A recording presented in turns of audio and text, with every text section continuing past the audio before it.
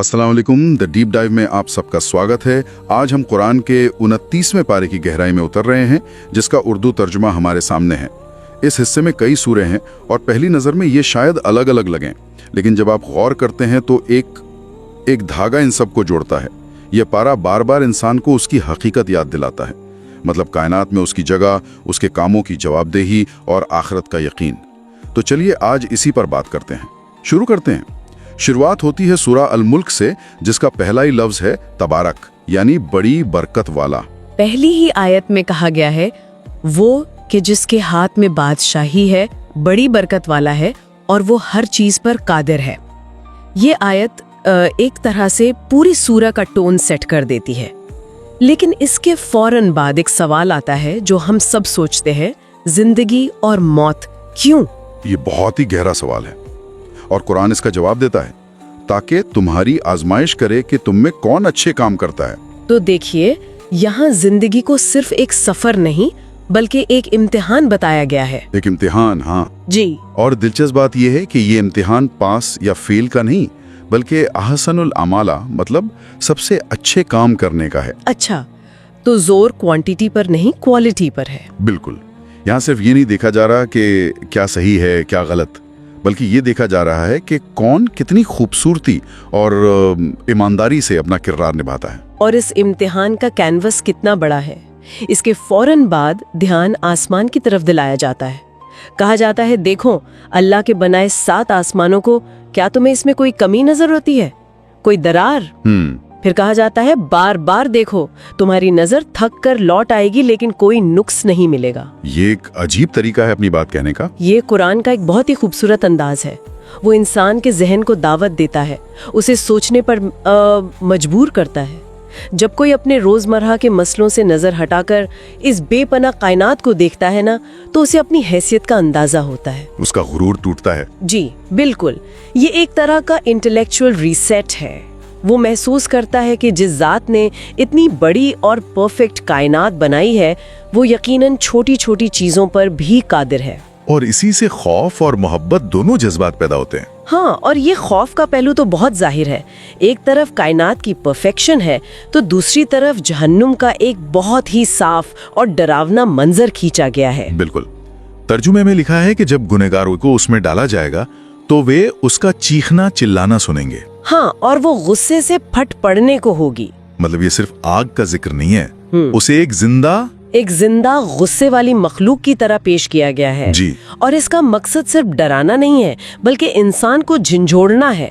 और फिर वहाँ का दारोगा गुनहगारों से एक सवाल करता है, क्या तुम्हारे पास कोई डराने वाला नहीं आया था? ये सवाल तो सजा से ज्यादा तकलीफदेह होगा। यकीनन। ये एहसास कि तुम्हें मौका दिया गया था, समझाया गया था, लेकिन तुमने नजरअंदाज कर दिया। और इसी के मुकाबले में उन लोगों का जिक्र है जो बिना देखे अपने रब से डरते हैं। उनके लिए बख्शिश और अज्र अजीम है। तो एक ही सूरा में उम्मीद और खौफ दोनों हैं। तो कायनात के इस बड़े पैमाने से उतरकर अगली सूरह अल कलम सीधे सीधे इंसानी बर्ताव पर आ जाती है। एक तरफ तो इसमें पैगंबर मोहम्मद सल्लल्लाहु अलैहि वसल्लम के किरदार का दिफा किया गया है। अल्लाह की तरफ से गवाही आई, यकीनन तुम अखलाक के आला मर्तबे पर हो जी। और इसी सूरह में एक किस्सा है जो बिल्कुल इसके उलट किरदार को दिखाता है, बाग वालों का किस्सा। ये किस्सा देखिए अपने आप में एक मुकम्मल मनोवैज्ञानिक केस स्टडी है। अक्सर लोग समझते हैं कि उनकी गलती सिर्फ इंशाल्लाह ना कहना थी। हाँ, ये नहीं लगता है। लेकिन असल मसला उससे कहीं ज्यादा गहरा था। उनकी असल गलती उनकी नीयत थी। उन्होंने तय किया था कि सुबह सवेरे जाकर सारे फल तोड़ लेंगे ताकि कोई गरीब बाग में ना आ सके। अच्छा, ताकि उन्हें हिस्सा न देना पड़े। बिल्कुल, ये एक मानसिकता है, ये गुरूर कि जो कुछ हमारे पास है वो सिर्फ हमारा है, हम किसी को जवाबदेह नहीं है। मतलब ये कि उनकी तबाही की वजह सिर्फ एक लफ्ज भूलना नहीं था, बल्कि वो लालच और खुदगर्जी थी जो उसके पीछे छुपी थी। हाँ बिल्कुल। इंशाल्लाह कहना तो सिर्फ इस बात का इजहार है कि हम मानते हैं कि हर चीज अल्लाह के हुक्म से होती है। जब उन्होंने ये कहना छोड़ा तो इसका मतलब था कि वो अपनी कामयाबी को अपनी मेहनत का नतीजा समझ बैठे थे और उस कुदरत को भूल गए जिसने उन्हें वो बाग दिया था। नतीजा ये हुआ कि रात में ही एक आफत ने उनके बाग को ऐसा तबाह किया जैसे कटी हुई खेती। और फिर उन्हें अपनी गलती का एहसास हुआ। जी, जब उन्होंने सुबह अपनी बर्बादी देखी तब उन्हें एहसास हुआ। वो कहते हैं बेशक हम ही कसूरवार थे। ये दिखाता है कि कभी कभी बड़ा नुकसान ही हमें हकीकत की तरफ वापस लाता है। इसी तरह का गुरूर और इनकार हमें नूह अलैहिस्सलाम के किस्से में भी मिलता है, जिसका जिक्र इसी पारे में है। उन्होंने अपनी कौम को 950 साल तक बुलाया, लेकिन उनकी कौम ने क्या किया?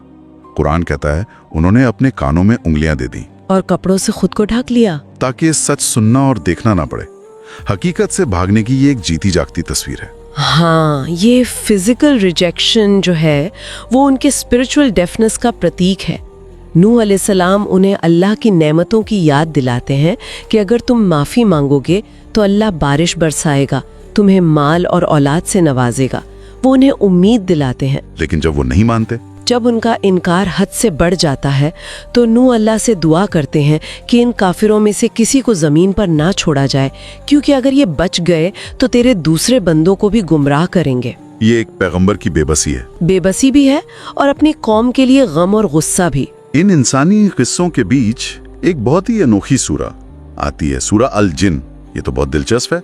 हम हमेशा इंसानों के नजरिए से बात करते हैं, लेकिन यहाँ एक पूरी दूसरी मखलूक यानी जिन कुरान को सुनकर ईमान ला रही है। ये कहानी कुरान के पैगाम की यूनिवर्सल अपील को दिखाती है। ये बताती है कि इसका असर सिर्फ इंसानों तक महदूद नहीं है। जिन्नों का एक गिरोह जब कुरान सुनता है तो वो फौरन इसकी सच्चाई और खूबसूरती को पहचान लेता है। और वो वापस जाकर अपनी कौम से कहते हैं, जी, वो कहते हैं हमने एक अजीब कुरान सुना जो भलाई का रास्ता बताता है, सो हम उस पर ईमान ले आए। उनका ये अजीब कहना उनके हैरान होने और मुतासिर होने को दिखाता है। और वो एक और बड़ी अहम बात मानते हैं। वो कहते हैं कि हमें यकीन है कि हम जमीन में अल्लाह को आजिज नहीं कर सकते और ना भागकर उसे हरा सकते हैं। बिल्कुल, ये आयत अल्लाह की कुदरत और उसके इल्म की वुसअत को जाहिर करती है। जिन जो गैब की मखलूक हैं वो भी इस हकीकत को मान रहे हैं कि कोई भी कहीं भी अल्लाह की पकड़ से बाहर नहीं है। ये उन इंसानों के लिए एक तंबीह है जो समझते हैं कि वो अपनी चालाकी से बच निकलेंगे। सही बात है। इस पैगाम के इसी वजन की वजह से इसे पहुंचाने वाले पर भी एक भारी जिम्मेदारी डाली गई। सूरह अल मुज़म्मिल और अल मुद्दस्सिर में सीधे पैगंबर सल्लल्लाहु अलैहि वसल्लम से बात की गई है। जी। एक जगह कहा गया, ए चादर में लिपटने वाले, और दूसरी जगह ए कपड़ों में लिपटने वाले। उन्हें हुक्म दिया गया कि उठो और लोगों को खबरदार करो। और इस मिशन की तैयारी के लिए उन्हें रात में इबादत करने और कुरान को ठहर ठहर कर पढ़ने की हिदायत दी गई। ये आयतें दिखाती हैं कि इतना बड़ा पैगाम दुनिया तक पहुंचाने के लिए पहले अपनी जात को स्पिरिचुअली मजबूत करना कितना जरूरी है। रात की इबादत, जिसे तहज्जुद कहते हैं, एक तरह की रूहानी ट्रेनिंग थी। देते हैं उनसे खूबसूरती से उनसे किनारा कश रहो, मतलब उनसे उलझो मत, बल्कि ग्रेस और डिग्निटी के साथ नजरअंदाज कर दो। जी बिल्कुल। और साथ ही उन दौलतमंदों को चेतावनी दी गई है जो हक को झुटलाते हैं, और जहन्नुम की सजा का जिक्र है जिसे सकर कहा गया है, जिस पर 19 दारोगा मुकर्रर हैं। ये 19 दारोगा का जिक्र बड़ा खास है। अक्सर ऐसी आयतें हम बस पढ़कर गुजर जाते हैं। क्या इस अदद का कोई खास मतलब है? इस पर बहस हुई है। कुछ उलमा तो इसे एक शाब्दिक संख्या मानते हैं, जबकि दूसरे इसे एक रम्ज यानी प्रतीक के तौर पर देखते हैं, जो शायद जहन्नुम के जबरदस्त निजाम और उसकी पकड़ की शिद्दत को दिखाता है। अच्छा। उस दौर में मक्का के मुशरिकों ने इस संख्या का मजाक भी उड़ाया था कि हम 19 लोगों से तो निपट लेंगे, जिसके जवाब में कुरान ने बताया कि ये फरिश्ते हैं। तो ये संख्या एक तरह से उस दौर के लोगों के लिए इम्तिहान भी बन गई थी। जी। ये देखने के लिए कि कौन ईमान लाता है और कौन शक में पड़ जाता है। और ये सारी चेतावनियां, ये सारे किस्से एक ही हकीकत की तरफ इशारा करते हैं, क़यामत का दिन। हाँ। इस पारे में उस दिन का जिक्र बार बार और बहुत जोरदार तरीके से आता है। सूरा अल हक्का यानी सचमुच होने वाली, और सूरा अल क़ियामा। जी, दोनों ही उस दिन की अलग अलग तस्वीरें पेश करती हैं। सूरा अल हक्का में उस दिन के फिजिकल स्केल को दिखाया गया है। पहले पिछली कौमों का हश्र बताया गया है, जैसे समूद और आद, कि कैसे उन्हें जबरदस्त जलजले और तेज आंधी से हलाक कर दिया गया। अल्लाह ने उस आंधी को 7 रात और 8 दिन उन पर चलाए रखा, जिससे वो ऐसे गिर पड़े जैसे खजूरों के खोखले तने। ये किस्से क़यामत का एक ट्रेलर है, कह सकते हैं। फिर उस दिन का मंजर आता है जब अमाल नामा दिया जाएगा। जिसका अमाल नामा सीधे हाथ में होगा वो खुशी से चिल्ला कर कहेगा, लीजिए मेरा नामा अमाल पढ़िए। और जैसे बाएं हाथ में दिया जाएगा वो हसरत से कहेगा, ए काश मुझको मेरा अमाल नामा ना दिया जाता। वो चाहेगा कि काश मौत ने ही उसका काम तमाम कर दिया होता। یہ بہت پاورفل امیجری ہے، بہت زیادہ. جبکہ سورہ القیامہ میں اس دن کی سائیکولوجیکل ہارر پہ زور ہے، جب آنکھیں چندے آ جائیں اور سورج چاند ایک جگہ جمع کر دیے جائیں گے. انسان بھاگے گا اور پوچھے گا کہاں بھاگ کر جاؤں، کہاں بھاگ کر جاؤں. اور اسے جواب ملے گا کہ کوئی پناہ گاہ نہیں ہے سوائے پروردگار کے دربار کے. اور سب سے زیادہ ڈرانے والی بات یہ ہے کہ اس دن انسان خود اپنے خلاف گواہ ہوگا، چاہے وہ کتنے ہی بہانے کیوں نہ بنائے. مطلب اس کے اپنے ہاتھ پیر، اس کی اپنی زبان اس کے خلاف گواہی دیں گے. جی، یہ اس دن کے انصاف کی مکمل تصویر ہے جہاں کوئی دھوکہ، کوئی جھوٹ کام نہیں آئے گا. اتنے خوف اور پکڑ کے ذکر کے بعد اس پارے کا جو اختتام ہے وہ سورہ الانسان پر ہوتا ہے، اور اس میں امید اور انعام کا ایک نہایت خوبصورت منظر ہے. جی، نیک لوگوں کے لیے جنت کی نعمتوں کا بہت تفصیل سے ذکر ہے. آئیں گے اور ان کے ارد گرد چاندی کے برتن اور شیشے کے پیالے لیے خدمتگار گھوم رہے ہوں گے.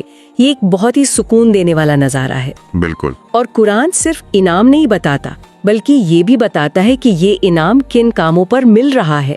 یہ ان لوگوں کا انعام ہے جو اپنی نظریں یعنی منتیں پوری کرتے ہیں اور اس دن سے ڈرتے ہیں جس کی سختی ہر طرف پھیلی ہوگی. اور سب سے اہم بات وہ باوجود کہ ان کو خود کھانے کی چاہت ہوتی ہے، یتیموں، مسکینوں اور قیدیوں کو کھانا کھلاتے ہیں. یہ آیت تو آج کے دور میں بہت اہمیت رکھتی ہے. مطلب وہ اپنی ضرورت اور اپنی چاہت کو پیچھے رکھ کر دوسروں کی مدد کرتے ہیں. بالکل. اور وہ یہ سب کیوں کرتے ہیں؟ آیت بتاتی ہے کہ وہ کہتے ہیں ہم تمہیں صرف اللہ کی خوشنودی کے لیے کھلاتے ہیں، ہم تم سے نہ کوئی بدلہ چاہتے ہیں نہ شکریہ. نہ کوئی بدلہ نہ شکریہ. جی، یہ نسوارتھ سیوا یعنی سیلفلیسنس کی سب سے اعلیٰ مثال ہے. نیکی کا مقصد کسی سے تعریف سننا یا کوئی دنیاوی فائدہ حاصل کرنا نہیں، بلکہ صرف اور صرف اللہ کی رضا حاصل کرنا ہے. تو اس پوری چرچا سے ہم کیا سمجھ سکتے ہیں؟ ہم نے کائنات کی وشالتا سے شروع کیا، انسانی نفسیات کی گہرائیوں میں گئے، اندیکھی دنیا کی حقیقت کو دیکھا، اور آخر میں حساب کتاب کے دن کی دہلا دینے والی اور جنت کی سکون دینے والی تصویروں کو محسوس کیا. جو مکھیہ بات سامنے آتی ہے وہ ہے زندگی میں ایک مقصد اور جواب دہی کا احساس. یہ پارا بار بار یاد دلاتا ہے کہ یہ زندگی بے مقصد نہیں ہے. ہمارے ہر عمل کا، چاہے وہ اچھا ہو یا برا، ایک نتیجہ نکلنے والا ہے. اس میں خوف اور امید کا ایک بہترین توازن ہے. ہاں، ایک طرف سقر کی آگ ہے تو دوسری طرف جنت کے باغ. بالکل.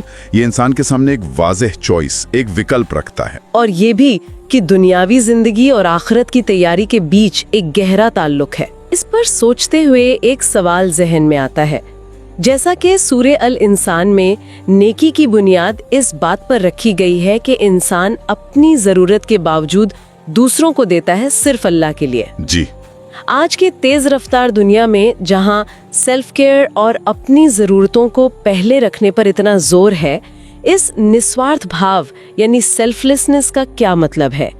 اپنی ذاتی ضرورتوں اور دوسروں کی مدد کرنے کی روحانی ذمہ داری کے بیچ صحیح سنتولن کیسے پایا جا سکتا ہے؟ یہ ایک ایسا سوال ہے جس پر ہم سب کو سوچنے کی ضرورت ہے.